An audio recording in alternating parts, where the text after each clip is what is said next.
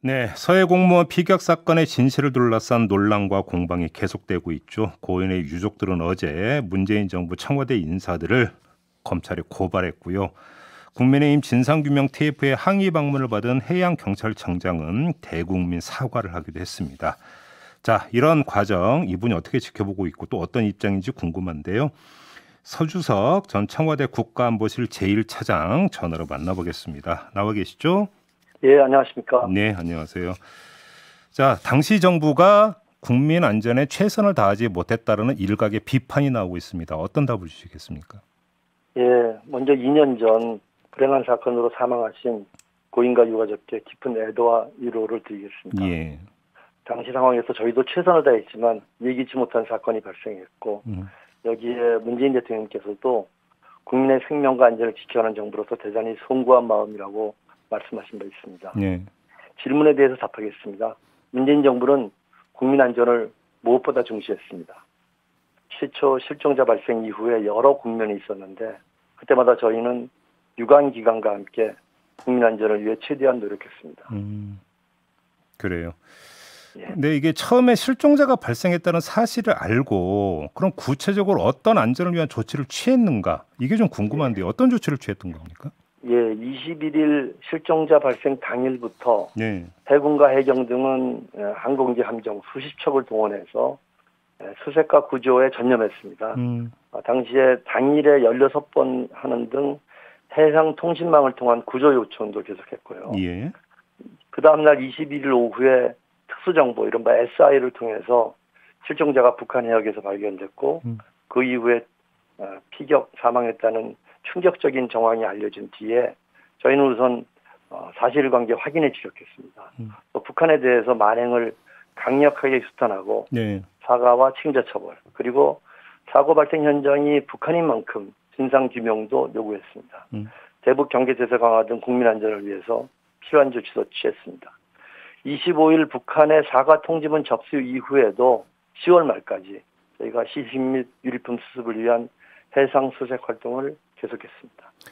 근데 관련해서 국민의힘에서는 이 과정에서 문재인 대통령에게 정확히 보고가 이루어진 것이냐, 그다음에 문재인 대통령이 이것에서 적극적으로 지시를 했던 것이냐, 이 의문을 제기를 하던데 어떤 말씀 주시겠습니까? 예, 22일 오후에 그 SI를 통해서 보고가 들어왔을 때, 네. 그 실종자 발견 정황에 대한 보고는 드렸습니다. 그 뒤에 심야에 그 상황이 급진전되면서 네. 저희가 사실관계 확인을 위한 심야 관계장관 회의가 있었고요. 예. 그때 그 정보가 완전히 확인되지 않은 상황에서 저희가 그 다음 날까지 정보 분석을 위한 그런 노력들이 진행된 것으로 기억합니다. 아, 그래요.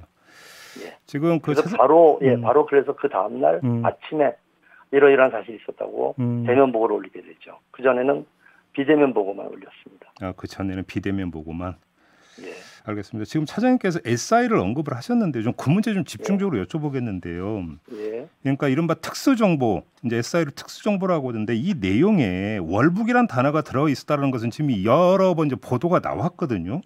혹시 이 특수정보 내용을 좀 더 구체적으로 이 자리에서 밝혀줄 수 있습니까? 어떤 내용이 있었던 건지? 예. 먼저 이해를 돕기 위해서 배경부터 좀 말씀드려야 되겠습니다. 예. 사건 초기 실종 상황에서 사실은 월북보다는 단순 실종이나 극단적 선택의 가능성이 먼저 고려됐었습니다. 당시에 조리 예측에 따라서 연평도 이남 수역에서 해상 수색 및 구조 활동을 주로 진행했고요. 그러다가 22일 오후에 놀랍게도 실종자가 북한 해역에서 발견된 증거가 있다라는 SI가 들어왔습니다. 상세히 말씀드리기는 좀 힘듭니다만 실종자를 발견한 북한군 부대와 상급 부대 간의 교신을 담은 이 SI는 여러 정보를 담고 있었습니다. 당시 국회 국방위 등의 내용이 소상히 보고됐는데요.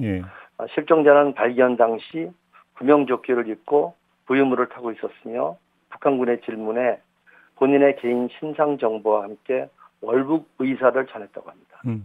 SI에서 신상 정보가 언급됐기 때문에 저희는 바로 그 실종자가 발견된 상황이라는 것을 알게 됐고요. 발견 당시의 구체적인 정황, 이것은 전체 SI를 보면 좀 더 이해할 수 있을 것으로 봅니다. 그래요. 더 이상의 구체적인 내용을 좀 공개하기 좀 힘드십니까, 차장님? SI 내용을 제가 구체적으로 설명드리긴 좀 그렇습니다. 아무튼 그러면 예. 북한군이 상급 부대로 보고하는 과정에서 이 사람이 어디 소속이고 이름이 뭐고 이런 것까지 다 보고가 됐다는 이야기잖아요. 지금 그 말씀은. 예. 그때 발표가 됐습니다만 이름, 나이, 거주지 이런 것들을 포함해서 네.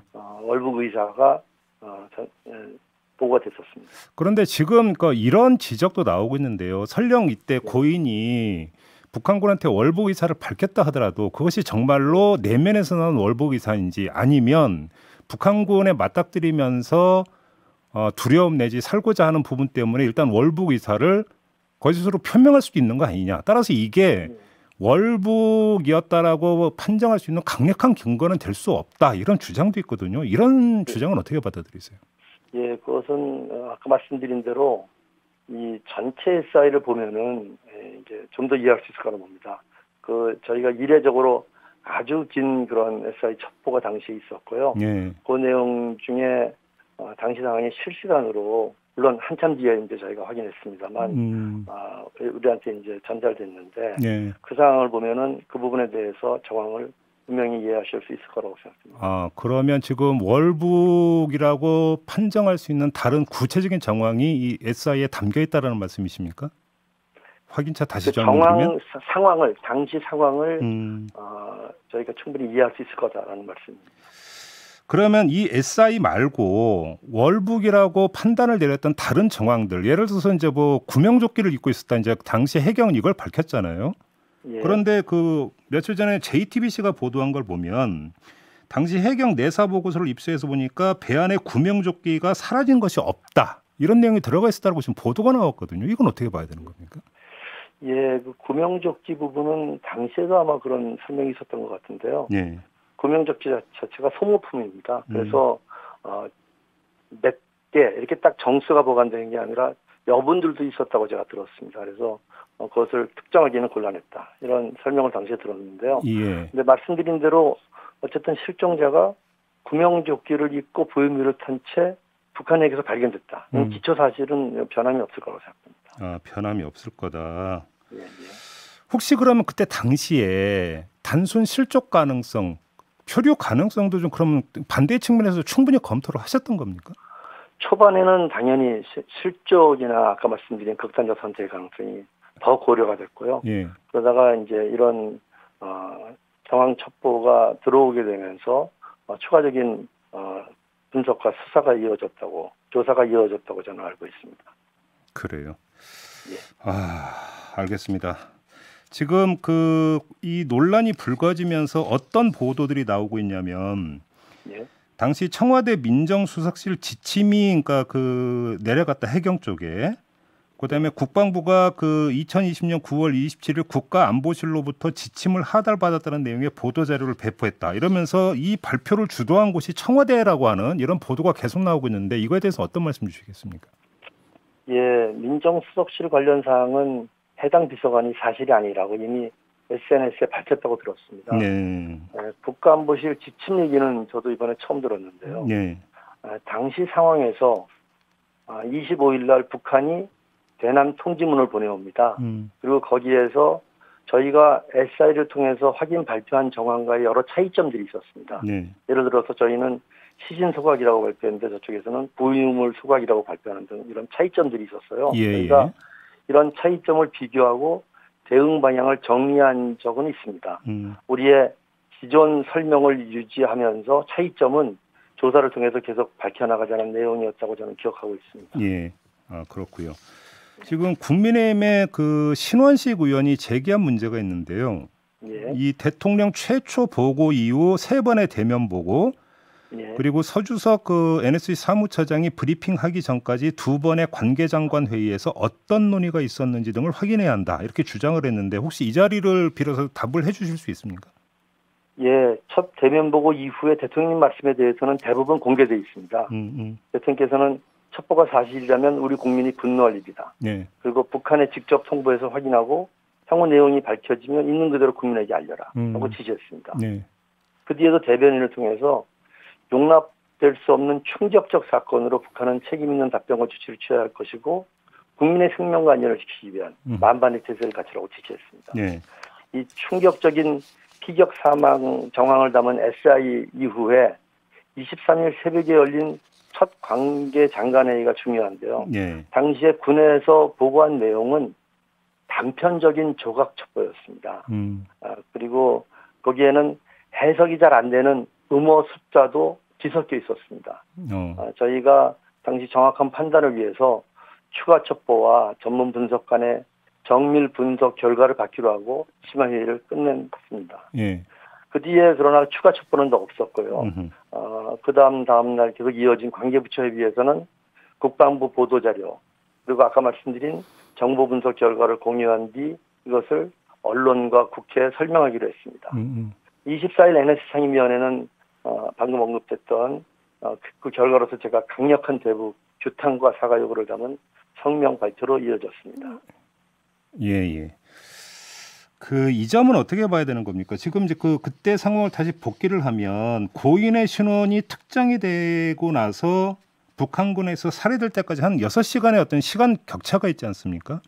따라서 우리 정부가 기민하게 나섰다면 살릴 수 있었는데 남북 관계를 고려하고 대통령의 유엔 연설 등을 감안해서 소극 대응했던 거 아니냐?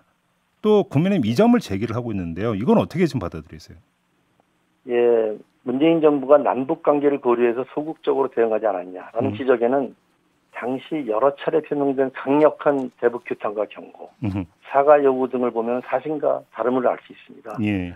남북 관계 재개보다 저희한테는 국민 안전이 훨씬 더 중요했습니다. 또 언급하셨던 23일 새벽에 첫 관계장관 회의가 열리던 시각에 있었던 대통령의 유엔 화상 연설과 관련해서는 그것은 아주 오래전에 녹화돼서 3, 4일 전에 미리 전달된 영상을 방영한 것이었습니다. 예. 당시에는 이것을 생각할 겨를이 없었습니다. 또 실종자에 대해서 즉각적으로 대응해야 된다라는 주장과 관련해서는 제가 SI에 대해서 잠깐 설명을 좀 드려야 될 것 같습니다. 예. 사실 통신 첩보를 녹취하고 해석하는 것 그리고 여러 출처에서 나오는 조각된 첩보들을 종합하고 분석하는 데는 일정한 시간이 걸립니다. 네. 또 그래서 실종자 발견이나 피격 상황 첩보 역시 그 보도되는 그 시각이 저희한테 들어온 게 아니라 한참을 지나서 보고가 됐고 저희도 한두 시간 뒤에 이제 알았습니다. 당시 또 실종자 발견 첩보 이후에 사태가 급변해서 피살로 이어진 상황은 누구도 참 예견하기 힘들었습니다. 예. 북한이 과거 그런 적도 없었고 김정은 위원장도 대남 사과 통지문에서 일어나지 말아야 할 일이 발생했다고 하면서 사과해 왔습니다. 예. 참 안타까운 일입니다.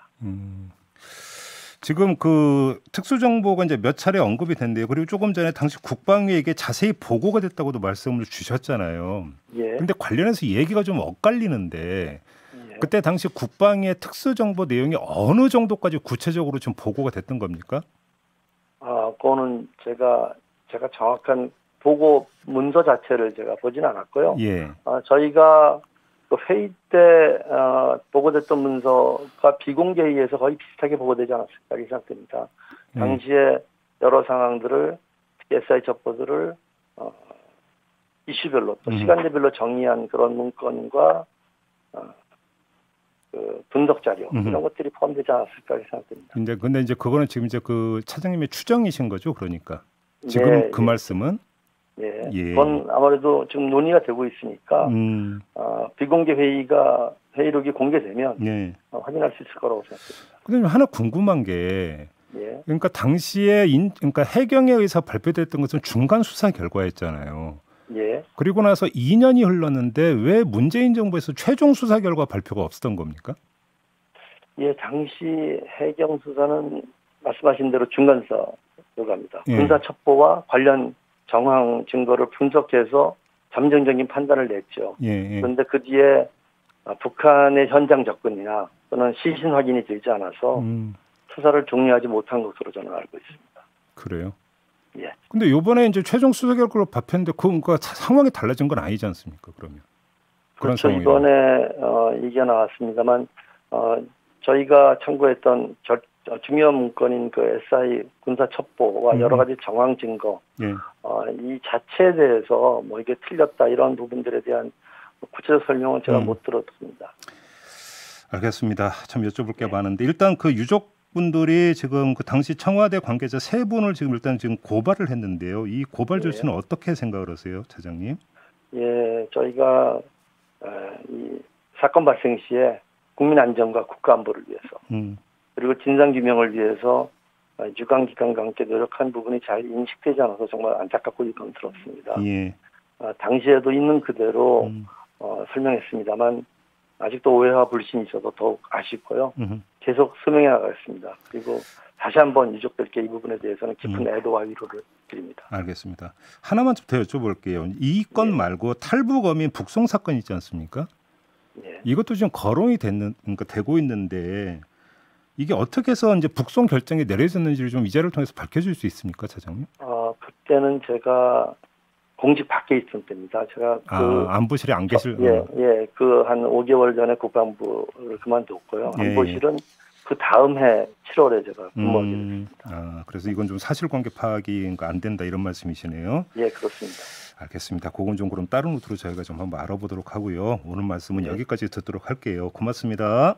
예, 고맙습니다. 네, 지금까지 서주석 전 청와대 국가안보실 제1차장이었습니다.